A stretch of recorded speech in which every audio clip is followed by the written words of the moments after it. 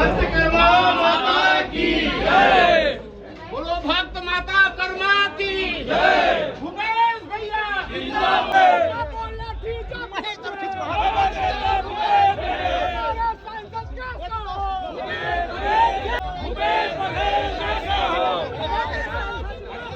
जिंदाबाद जिंदाबाद। सांसद कैसा हो भूपेश बघेल जैसा हो, जैसा हो।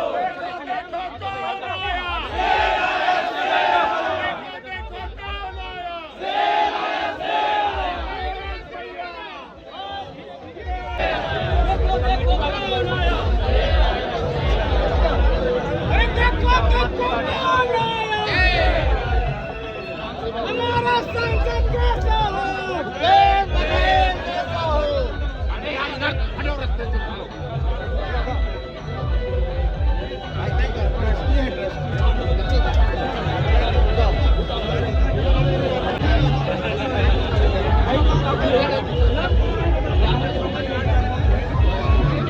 हमारा सांसद कैसा हो।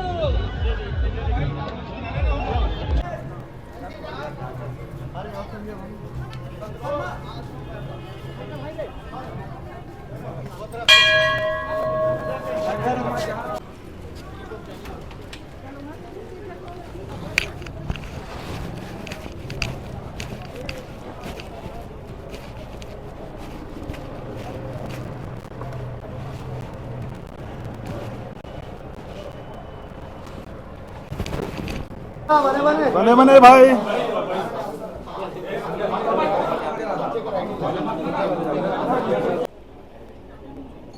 अखिल भारतीय कांग्रेस कमेटी ने मुझे राजनांदगांव लोकसभा से कांग्रेस का अधिकृत प्रत्याशी बनाया है और उसके बाद से लगातार नांदगांव लोकसभा के सभी, चाहे विधायक हो, पार्टी के पदाधिकारी हो, जनप्रतिनिधि हो, सभी लोगों में और आम जनता में ज़बरदस्त उत्साह है। कल मैं डोंगरगढ़ गया था और माँ बमलेश्वरी के दर्शन करने के बाद आज कवर्धा कबीरधाम जिला में विंध्यवासिनी के दर्शन और उसके बाद भोरमदेव में भी जाके भगवान भोलेनाथ के दर्शन करूँगा। और उसके बाद कल से हमारे ब्लॉक स्तरीय बैठक की शुरुआत डोंगरगढ़ विधानसभा से सभी ब्लॉकों में होगा। फिर खुज्जी, पहले मोहला मानपुर और उसके बाद फिर खुज्जी और खैरागढ़ विधानसभा। इस प्रकार से लगातार सभी ब्लॉकों में ब्लॉक स्तरीय बैठक की शुरुआत कल से होगी। अभी जिस प्रकार से ये लोकसभा चुनाव जो सामने हैं उसमें सबसे महत्वपूर्ण मुद्दा आम जनता का मुद्दा है, वो महंगाई है, बेरोजगारी है।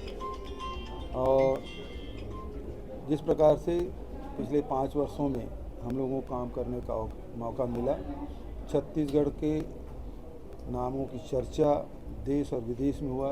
यहाँ के किसान हो, मजदूर हो, चाहे हमारे आदिवासियों के लिए योजना हो, चाहे छात्र छात्राओं के लिए योजना हो, चाहे गोबर खरीदी की योजना हो, सबकी चर्चा पूरे राष्ट्रीय स्तर पर और अंतर्राष्ट्रीय स्तर पर हुई है। अब जो आवश्यकता महसूस हो रही है, विधानसभा चुनाव के रिजल्ट आ चुके हैं और उसके बाद लोग अब ठगा हुआ महसूस कर रहे हैं कि कहाँ पिछले समय केवल 2 घंटे के भीतर में कर्ज माफ़ी किए थे, 2500 रुपया क्विंटल में धान खरीदी का फैसला किया था और दूसरे दिन से लोगों को 2500 रुपये भुगतान भी प्रारंभ हो गया था। आज 3 महीने से ऊपर बीतने के बाद भी लोगों को वो राशि, जो अंतर की राशि, न वो भुगतान हो रहा है, न ही जो महतारी वंदना योजना, जिसके बारे में कई विधानसभा में तो ये है कि चुनाव के पहले किस्त मिल गया था, नकद मिल गया था, लेकिन बाद में मिलना बंद हो गया। अभी पैसा डाला गया ऐसा कहते हैं, वो भी रविवार के दिन, वो भी किसी खाता में पहुंचा या नहीं पहुंचा अभी किसी को पता नहीं। तो इस प्रकार से लोग अपने आप को ठगा हुआ महसूस कर रहे हैं। जो योजनाएं हम लोगों ने शुरू किया था, जिसमें हम लोग गोबर खरीदी कर रहे थे, वो बंद हो गया। वर्मी कंपोस्ट बना रहे थे, वो बंद हो गया। जो राजीव गांधी किसान न्याय योजना युवाओं को दे रहे थे, हर साल जो 1 लाख रुपये हर समिति को मिल रहा था, वो बंद हो गया। बेरोजगारी भत्ता बंद हो गया। भूमिहीन श्रमिक न्याय योजना बंद हो गया। और अभी 18 लाख आवास की बात कर रहे हैं हम लोग। सितंबर में ही पहले किस्त दे दी, उसके दूसरे किस्त का पता नहीं, और 18 लाख की बात करते हैं, अभी किसी को किस्त मिला नहीं है।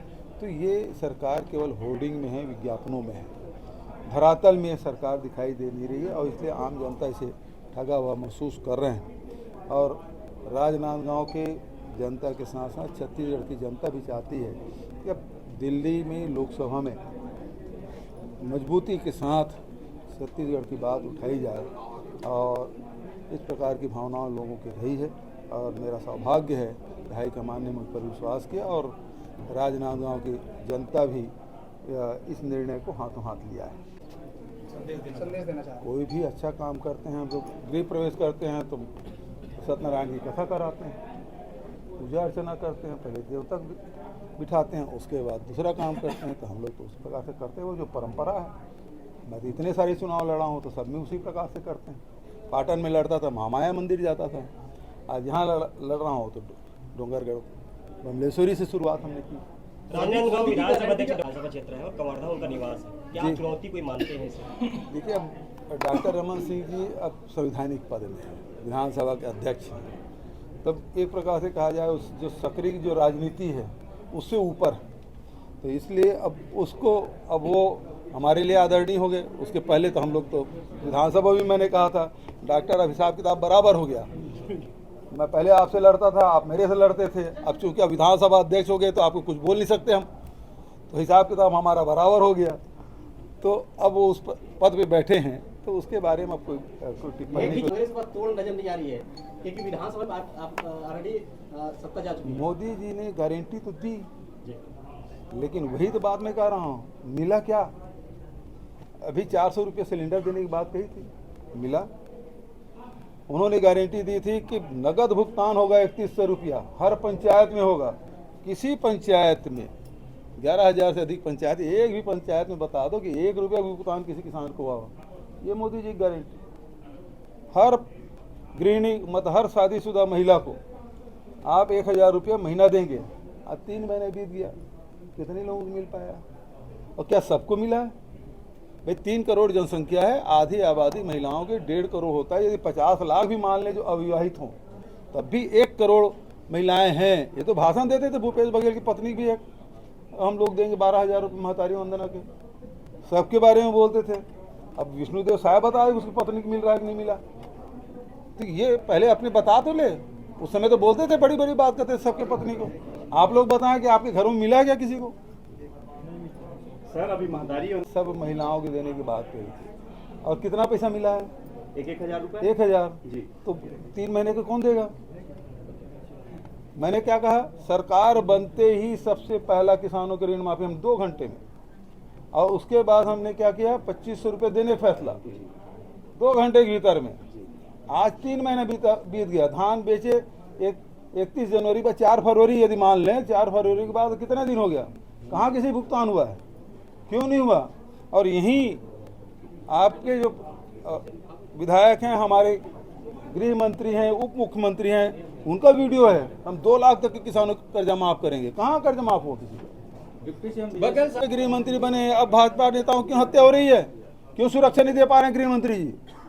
कई भाजपा ने पहले तो बोलते थे 3-5 साल में 3 भाजपा नेताओं की हत्या हुई, नक्सलियों ने किया, ये बात कहते थे। अभी 3 महीने में 3 भाजपा नेताओं को हो गया, तो प्रशासन संभल नहीं रहा है, नक्सली घटना लगातार बढ़ रही है। भाजपा नेताओं को सिक्योरिटी देना पड़ गया है सरकार को। और सबको सुरक्षा देने की जिम्मेदारी पूरी प्रदेश की जनता की उसकी जिम्मेदारी है, केवल भाजपा नेताओं की जिम्मेदारी थोड़ी है।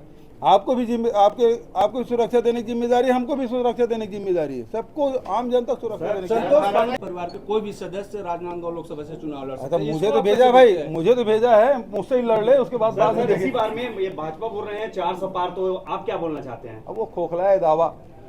मोहम्मद अकबर चुनाव हारने के बाद अभी तक कवर्धा नहीं पहुंचे और आज भी आपके साथ दिखाई नहीं दे रहे, क्या कुछ कहना चाहते हैं? तो भाई उनसे पूछो यार, हमारे पार्टी के पदाधिकारी हैं, उनको अलग जिम्मेदारी मिली है, अलग काम कर रहे हैं। कहीं आप भी हिंदुत्व का कार्ड तो नहीं खेलने चाहते? अरे मैं भैया, ऐसा है, केवल चुनाव के कोई भी शुभ काम करने के पहले हम लोग अपने इष्ट देव को मनाते हैं, इष्ट देव के पास जाते हैं, ये पहली बार थोड़ी हो रहा है, अन्य धर्मों के भी पूजा स्थल जाएंगे। सब जगह जा रहे हैं। एक तरफ मंदिर से आपने प्रचार की शुरुआत किया है, दूसरी तरफ भाजपा ने कार्टूनिस्ट जारी किया है जिसमें आपको जिहादी गिरोह का झंडा पकड़ाते हुए दिखा। ये इसके अलावा इनको आता क्या है? इसके अलावा आता क्या है इनको? बीजेपी में अपराध प्रवेश के ग्राफ लगातार बढ़ते जा रहे हैं। छत्तीसगढ़ में कवर्धा में 10 प्रकार के अपराध हो चुके हैं, क्या कुछ कहना चाहते हैं? बिल्कुल इनसे संभला नहीं जा रहा है, चाहे वो प्रशासन हो, चाहे पुलिस प्रशासन की बात हो, चाहे कोई नीतियों की बात हो, सरकार कौन चला रहा है यही पता नहीं चल रहा है, बस सांस चल रहा है। आप लोगों ने पहले पुलिस ने उसको आगजनी बताया, उसके बाद वो हत्याकांड निकला जी। कांग्रेस के आंदोलन के बाद। जी। वैसे टाटावाई हत्याकांड में एसपी साहब कहते हैं कि जो 7 वर्षीय बालिका है उसके प्राइवेट पार्ट में इंजरी पाए गए, बीट गार्ड के प्राइवेट पार्ट में इंजरी पाए गए हैं और उसके निशाई हैं, लेकिन उसमें फिर एक बाद में एक नाबालिग को हत्यारा बताया जा रहा है और वो जो अंदरूनी चोट थी वो वाली बातें गायब हो गई है। ऐसा तो इसमें आखिर है क्या है? पुलिस दबाव में है, निष्पक्षता से काम नहीं कर पा रही है, वो दबाव में है और दबाव में किसी के खिलाफ जो अपराध है, जो कानून का राज होना चाहिए वो नहीं है। और गृह मंत्री की जब क्षेत्र में ये हालत है जहाँ लोगों को न्याय नहीं मिल पा रहा है और लगातार शिकायतें हो रही, हम लोग नागा डबरी के मामले को विधानसभा में भी उठाया था और जब आप पहले तो आपने कहा आगजनी की बात है, फिर गैस सिलेंडर फटने की बात है, गैस भरा ही नहीं था तो गैस सिलेंडर फटने की बात नहीं थी और फिर आपने इसको आगजनी मान के तभी तो इसमें राजस्व प्रकरण बना के धारा 4(6) के तहत उसको मुआवजा दे दिया, जबकि बाद में निकला मामला हत्या का। तो सवाल इस बात का है यदि हत्या है तो धारा 4(6) में पैसा क्यों दिया आपने? उसको हत्या के हिसाब से उनको मुआवजा क्यों नहीं दे रहे हैं? इसका मतलब ये कि दबाव में, किसके दबाव में पुलिस काम कर रही है, ये बात समझ नहीं। आप लोगों का न तो नौकरी की बात कही गई, जो भी नहीं मिल पाया, जो पैसा दिए थे उसे भी वापस कर दिया है परिवार। सवाल इस बात का है कि आखिर उसकी हत्या किसने की? अब वो बता रहे हैं ये इसका लिंक कहाँ जम्मू कश्मीर से मिल रहा है, NIA जांच, उससे क्या होता है? भीमा मंडावी की हत्या की जांच को NIA ने अपने आप टेक ओवर किया था 5 साल से। यही लोकसभा चुनाव का समय है, ये अप्रैल आएगा तो पूरा 5 साल हो जाएगा। क्या हुआ? तो उसी प्रकार से जीराम घाटी की जांच है, NIA को दिया गया था, क्या हुआ? कोई निष्कर्ष निकलना नहीं है। यदि किसी निष्कर्ष नहीं निकले तो दे दो, CBI को दे दो, NIA को दे दो। इस प्रकार से ये लोगों को ध्यान भटकाने के लिए इस प्रकार से निर्णय लिए जा रहे हैं। कांग्रेस का कोई मुद्दा है, दमदार मुद्दा, जिसमें कांग्रेस आगे जा सके? बिल्कुल, आम जनता की जो मुद्दा है, महंगाई है, बेरोजगारी, इससे बड़ा मुद्दा और क्या हो सकता है? ये आम जनता का मुद्दा है। राजनांदगांव लोकसभा में भूपेश बघेल का क्या मुद्दा होगा? भूपेश बघेल का मुद्दा ये है कि 5 साल जिस प्रकार से छत्तीसगढ़ महतारी की हमने सेवा की, चाहे वो संस्कृति के क्षेत्र में हो, तीज त्यौहार की बात हो, भाषा की बात हो, चाहे परंपराओं की बात हो, उसके साथ साथ जो आर्थिक उन्नति हर वर्ग की, चाहे वो मजदूर हो, चाहे गौपालक हो, किसान हो, व्यापारी हो, सबकी, और पत्रकारों के भी हमने जो रिटायर हो गए उसके भी हमने पेंशन हमने दिया, जो सरकारी कर्मचारी उसको ओल्ड पेंशन स्कीम हमने दिया, DA बढ़ाया। अभी तो जो हम लोग सरकार में थे और आचार संहिता लग गया, केंद्र सरकार ने बढ़ाया, हम उसके अनुरूप देने का फैसला किया, अभी तक के कर्मचारियों को नहीं मिल रहा। तो त्वरित कार्रवाई और छत्तीसगढ़ से जुड़े हुए मुद्दे लगातार हम लोगों ने उठाए हैं और उसके कारण से छत्तीसगढ़ का मान सम्मान देश और दुनिया में बढ़ा है।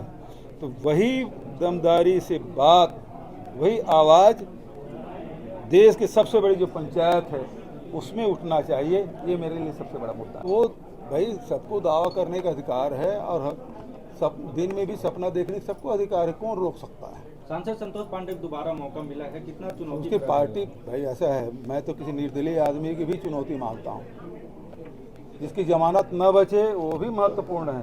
तो संतोष पांडे तो राष्ट्रीय पार्टी के प्रत्याशी हैं। अगर लोकसभा सीट जीत जाते हैं तो विधानसभा लोकसभा के लिए क्या विशेष रहेगा, क्या मैंने उसका उत्तर पहले दे दिया है।